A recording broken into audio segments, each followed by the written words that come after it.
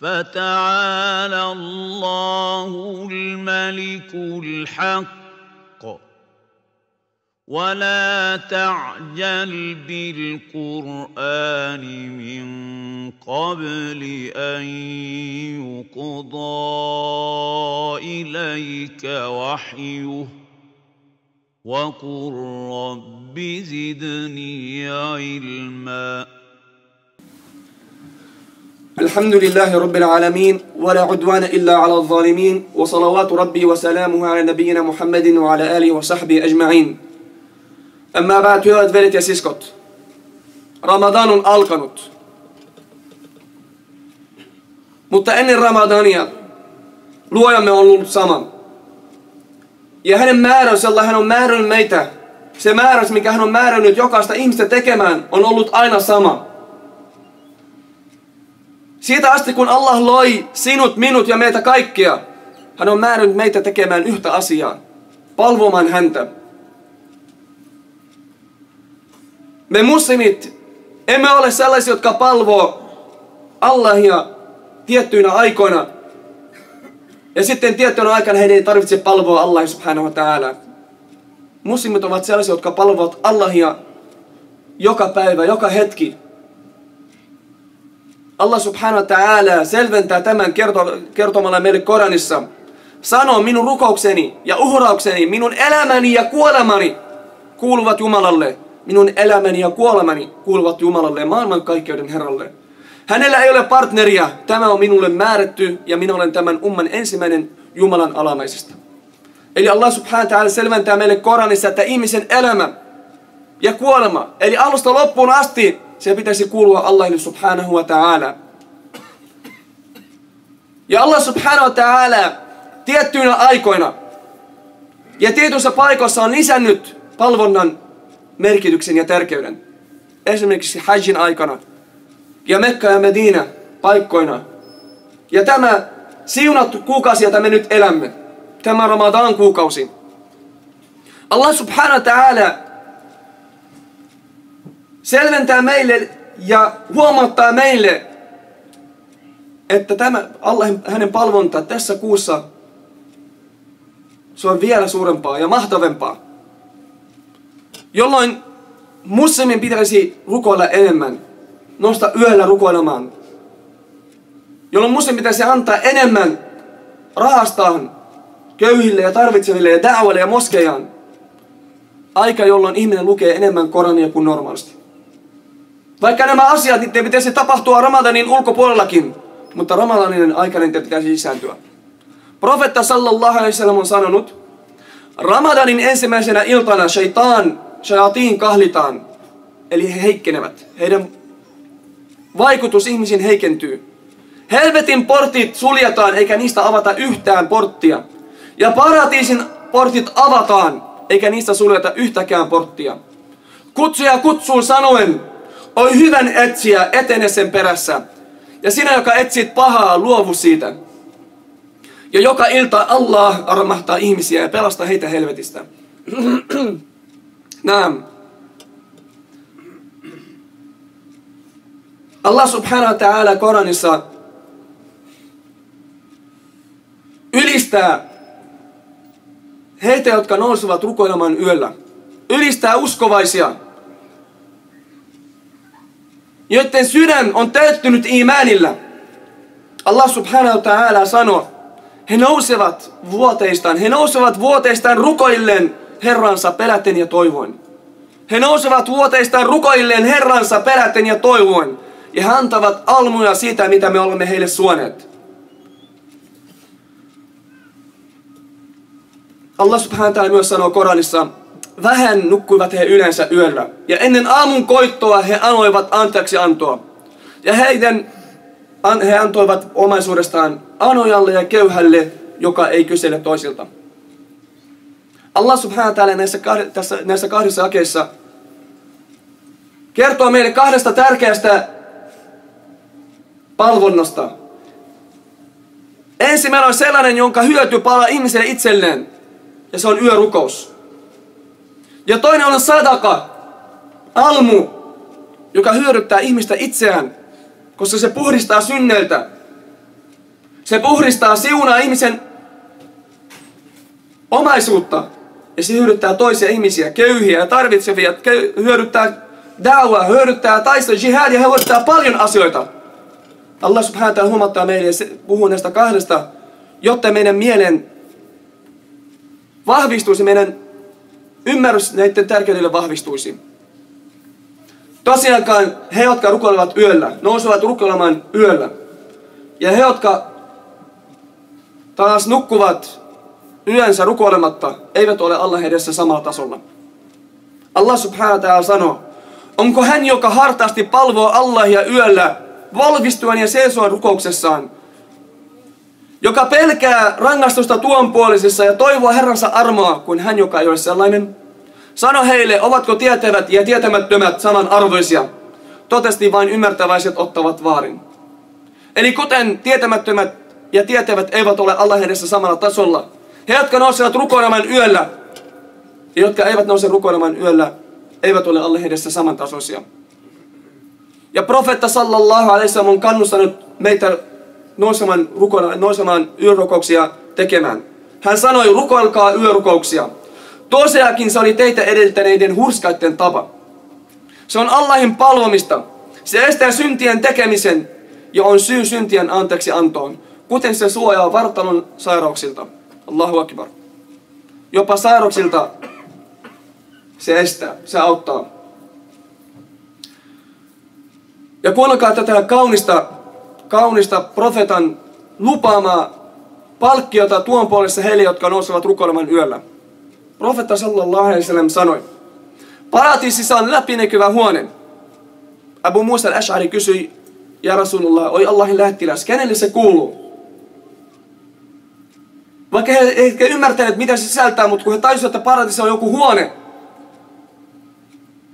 jonka kauneus on yli meidän älymme, he halusivat heti tietää, kenelle se kuuluu. Profeetta sallallahu alaihi wasallam sanoi, se on hänen, joka puhuu on hyvä ja lempeä.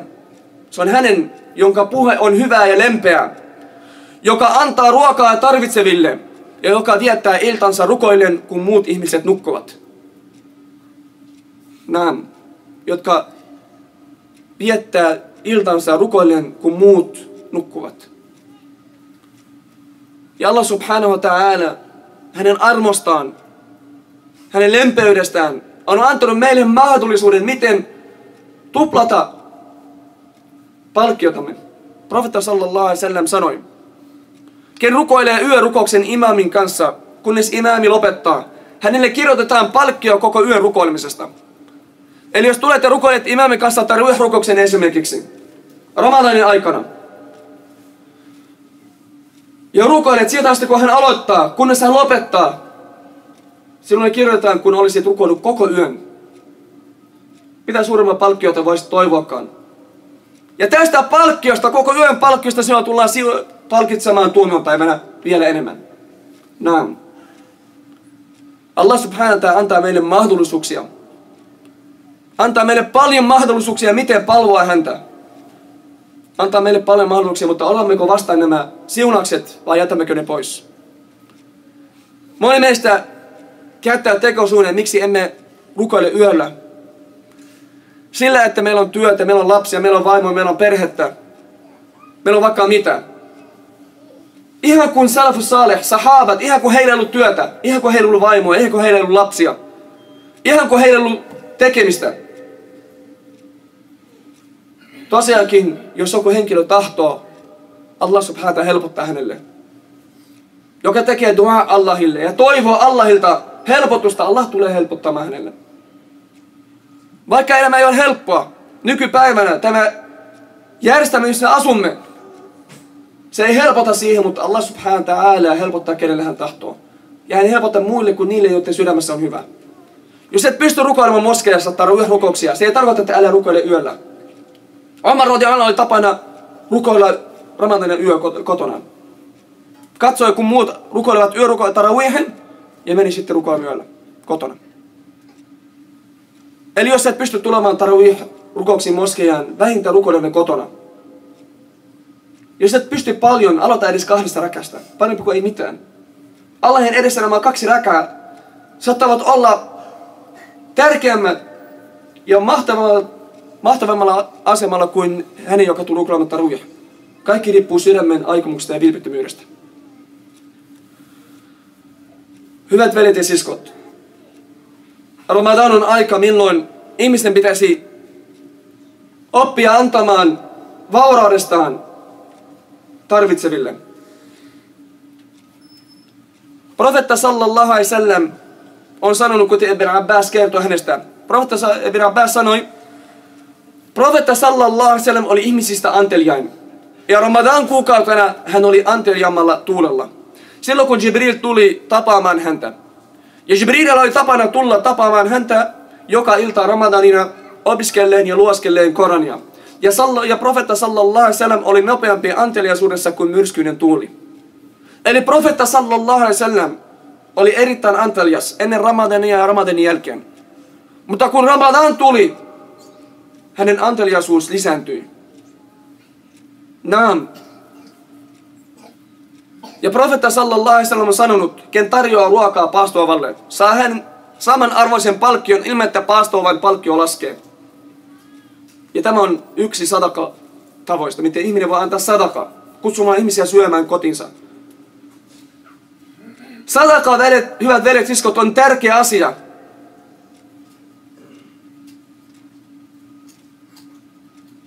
Meidän maassamme, Syyriassa, Irakissa, Somaliassa on hädässä olevia. Ihmiset, jotka tarvitsevat rahaa, tarvitsevat ruokaa. Ihmiset, joilla ei ole mitään, millä rikkoa paastonsa. Eikö meidän rahasta pitäisi tulla jotain heidän tarpeisiin? Osa meistä saattaa ostaa tupakkaa, joka on haram. Jopa Ramadanina. Laittaa siihen paljon rahaa. Ja saman aikaan Somaliassa ihmiset eivät pysty paastoamaan, kun heillä ei ole millään mistä paastota. Syyriassa veljet taistelevat Allahin tiellä. Ja siellä on pakolaiset, jotka ovat tarpeessa. Eikö meidän rahasta pitäisi jotain, vähintään jotain mennä heidän avuksi? Me kaikki ostetaan, joka ikinen ostaa vähemmän tai enemmän jotain makeisia, dunjallisia juttuja. Ei mikään ongelma. Niin kauan kun me annetaan siitä rahastamme jotain heille. Tai moskeille da'walle. Tämä moske tai muut moskejat. Tai muut da'wa-järjestöt. Ja se uskalla jostain syystä lähettää rahaa sinne, niin vähintään laita da'wan. Mutta siellä olevat tarvitsevat enemmän. Joten annetaan meidän rahastamme heille. Ja profeetta sallallahu alaihi wasallam sanoi, että sadaka ei vähennä ihmisen vauraudesta mitään. Naam, koska se lisää siunausta siinä omaisuudessa. Joten antakaa, hyvät veljet ja siskot.